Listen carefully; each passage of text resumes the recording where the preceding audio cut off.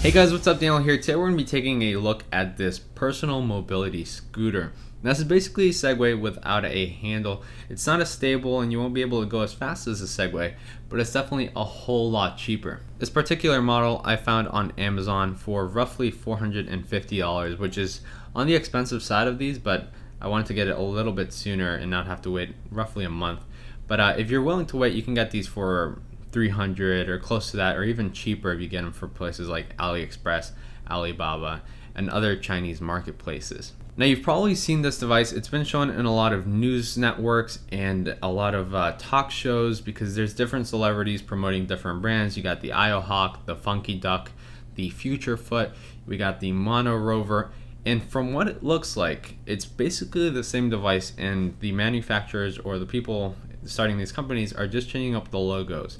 Now, I don't know if they're using different batteries, if they're maybe using different software, but after using this and seeing what this can do, I can't imagine spending $1,100 more on a version that's going to be a little bit better, even if it is. It might not be, it might be, but I wouldn't recommend spending the $1,100. With that said, in the box I got a charging cable, some pads that you can put on top of this board, which you have to, I guess, glue yourself, and I got a user manual. Now, the manual is in English and it's very easy to understand. It has a lot of typos in it, but it doesn't really help you in any way. There's no tips on how to ride it. It tells you a few things, but basically you're gonna be alone with this and you're gonna have to figure it out with trial and error. And of course we have the board itself, which I got in black because it just doesn't attract as much attention as the other colors. Now, when you first get this, you're gonna want to charge it for roughly 1.5 hours or 2, because it does come pretty much halfway charged, or at least mine did.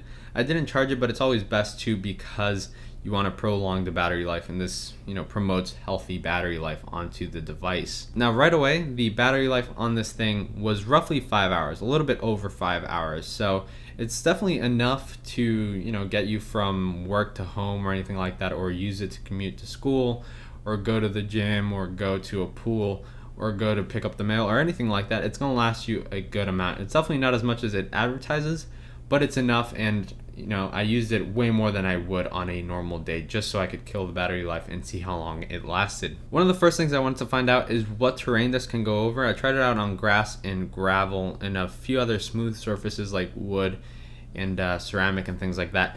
And on gravel and grass, they both don't really work. They don't allow the scooter to go really fast because it's trying really hard and forcing the motors to go. So on the grass, it's too soft, and the gravel's a bit too hard. So I don't really recommend going on that unless you have to, but you're going to slow down to a pace that's even slower than walking. So then there's no real point of using it on those surfaces. I was also interested to see how it would handle bumps and something like a speed bump, or even just a hole in the ground.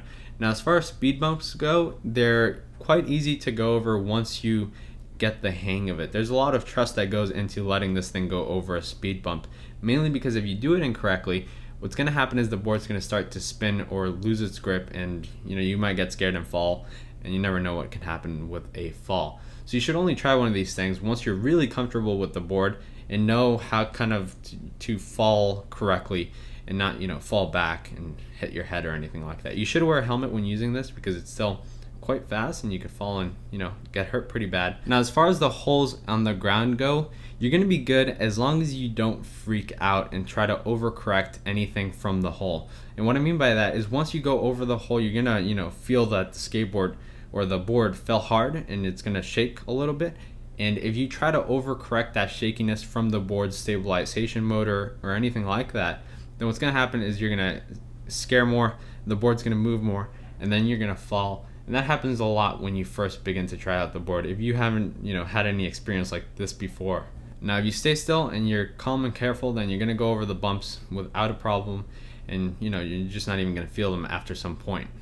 As far as going downhill and uphill, I found it really fun because it doesn't gain momentum when going downhill. You still feel safe since if you're going down a very steep hill, the motor kind of tries to keep it where it's at unless you speed up and move forward. Now, if you move forward on a hill, you want to be careful that your feet do not touch the ground, because if that happens, then you're going to fall off the board, and vice versa if you're going uphill. It doesn't matter if you're going uphill and downhill. You just don't want to turn too much on the board so that your feet hit the ground, because you could fall pretty bad. So what about riding this thing for 10, 20, 30 minutes or more?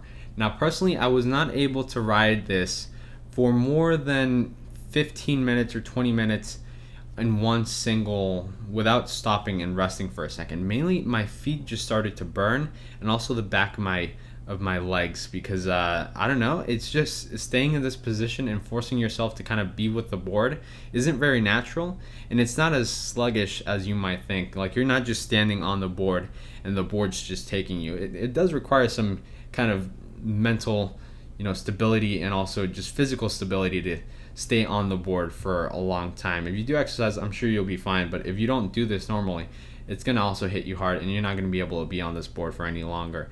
I ride ripsticks, and I can ride that for as long as I want to, but this I just wasn't able to. I guess it's just the way that you're standing. It doesn't allow you to comfortably be on it for a long time.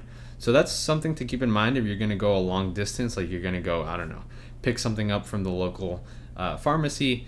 You might get there with very sore feet, and you're gonna have to rest a little bit. Now, what about speed, right? So speed, apparently it can go like 8 to 10 miles per hour. It really depends.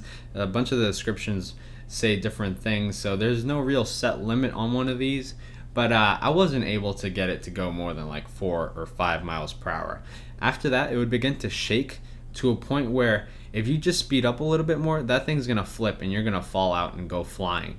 And I'm not sure if it was just this model and it was a little bit defective. When I opened the box, it did look kind of used, but I'm not 100% sure. I bought another one to check it out and see if there's any difference. So I'll tell you guys then, like on Twitter or something, I'll tweet it out.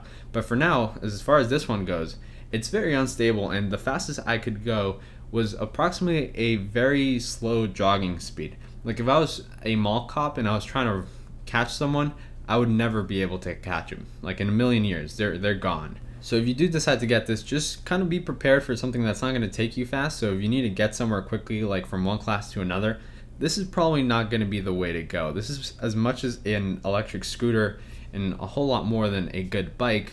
So those two things are definitely a lot more efficient if you're going to be using this for an actual commuting device.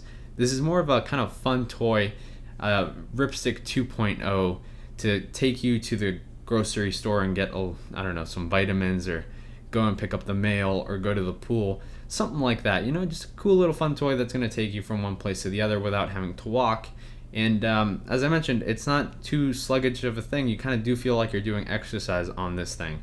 So, just keep all those things in mind when you get this. Don't expect this to be an amazing device that's going to change your world. It's not really all that amazing, but it is really cool, and you're really going to enjoy it. So overall, I actually do kind of recommend this device. I liked it. I liked using it. I liked the experience of kind of going from one place to another like this. You're going to get a lot of weird looks from people, a lot of questions from other people, because this is kind of like a new thing.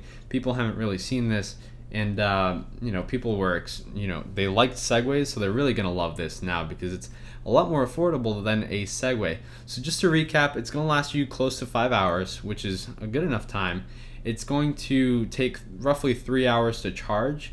And if you do charge it, make sure you unplug it at 3 hours. Set a timer on your watch or on your phone for 3 hours and unplug it, because if you charge it more than that, it's actually going to ruin the battery on this device. So make sure to not overcharge it, or don't leave it charging overnight. And then of course, as far as terrain goes, you can only go on smooth flat surfaces. Some bumps you're going to be able to go over. If you have to kind of jump over a bump, you just keep on going and you kind of just force over the bump and you'll go right over it. But all those things you won't be able to kind of do on day one. They're going to take some time to get the hang of it so that you don't fall and potentially ruin this device that you just purchased. But yeah, guys, that's pretty much it for this video. If you have any questions, feel free to tweet at me at RMRDNL or at DarGadgets, and I'll get back to you as soon as I can. Aside from that, I'll catch you guys in the next video. Goodbye.